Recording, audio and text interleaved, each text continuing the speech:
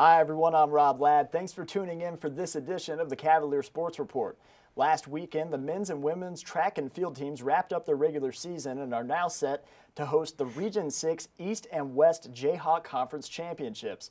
I'm joined now by the man charged with organizing the entire event. Head coach Mike Bloemker is on the program. Coach Bloemker, thanks for being here this morning. Great to be here. Let's kind of recap last weekend. You sent about 10 athletes down to the Arkansas Twilight. You were also over at Kansas State University.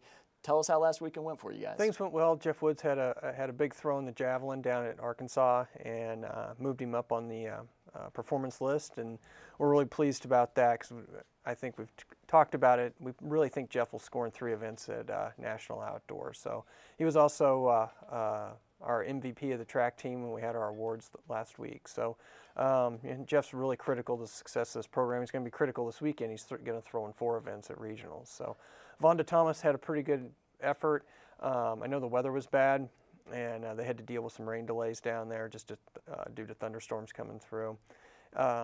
Big effort at Kansas State with Sam Hughes, qualified in the high jump finally for outdoor, and he qualified indoor, but it's just a little higher in outdoor, and we were really pleased with how Sam did, and he's going to be really critical for us this weekend because he's going to probably do 3 events. He'll probably long jump, triple jump, and high jump. So pretty good weekend overall. I was really pleased. It's a small group, so good.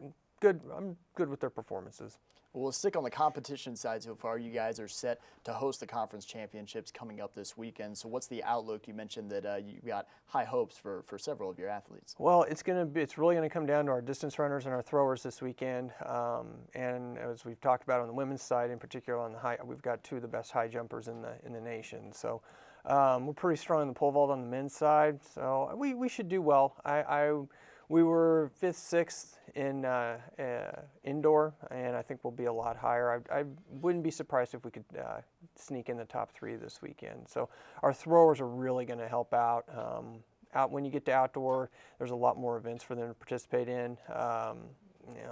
Versus indoor, they got a couple of events, and outdoor we can really utilize those guys. And we've invested a lot of money into the javelin, and I really think we'll pull 3 scoring spots in that particular event area. And I know you're hoping that the weather permitting, because you've mentioned to me that the layout of Johnson County Community College not necessarily ideal for a big-time track and field meet because of the wind, very. Yeah, it's really windy. This week it's supposed to be perfect.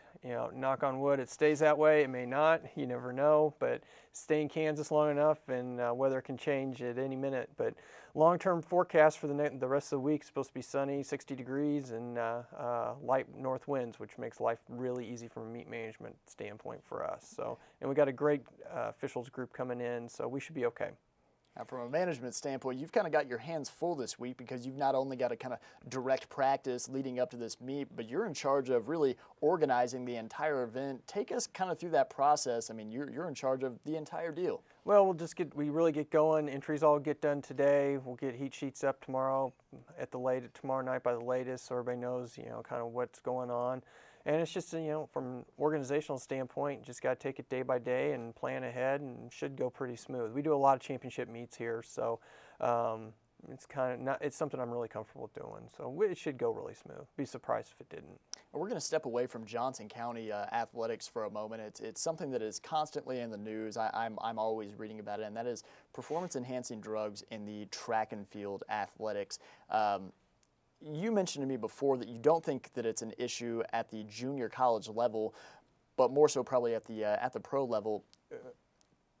What can you do? I guess do you tell your kids? Do you deter them from performance-enhancing drugs? Is it a topic at all among your athletes? It's really not at this level. Where you really find drug usage is the higher up the food chain per se you go. When you get to a point where you're a professional athlete and you've got one person performing at this level and your livelihood depends on it, people cut corners and they do things. So does every athlete at the professional level do it? No, not by any stretch of the imagination. But yeah, there's always going to be X amount of the population that's going to look to get an edge on somebody. So, and the big thing, I don't know as much testing, but sometimes you see people make really big jumps for kind of really no reason. Then you kind of maybe question, what's going on. Say a 30-minute 10K, a guy that runs 30 minutes for the 10K suddenly starts running 27:30. And his training hasn't changed all that much or what have you. It might be might be suspect. But you know, all sports, doesn't matter. People are always going to look for an edge, and the saying is, you know, a lot of times in cycling and in track, you know, you're only as good as your lawyer and your chemist. So, but you know, at this level, you're not going to see it. In Division I, Division II, Division III, I mean, it's really not a big problem at all. But you know, obviously, like I say, the higher up the food chain you go, and your livelihood depends on it, people are going to cut corners and, you know, try and get an edge any way they can. Fair enough, and the college already has, obviously you're going to have testing almost at any level, but the college has its own testing program. Yeah, we do our own random drug testing, so, and that's, you know, at the discretion of our athletic trainers. So every once in a while he comes in, we got to pull kids out and send them down to the training room for that. Fair enough. Well, Coach Bloemker, thanks for being with us this morning. We'll kind of wrap things up and look forward to having you back next week, and we'll recap the conference championships. Great. Hope things go well. Yeah, thanks for being with us. That's going to wrap up this edition of the Cavalier Sports Report. For Coach Mike Bloemker, I'm Rob Ladd. We'll see you next time.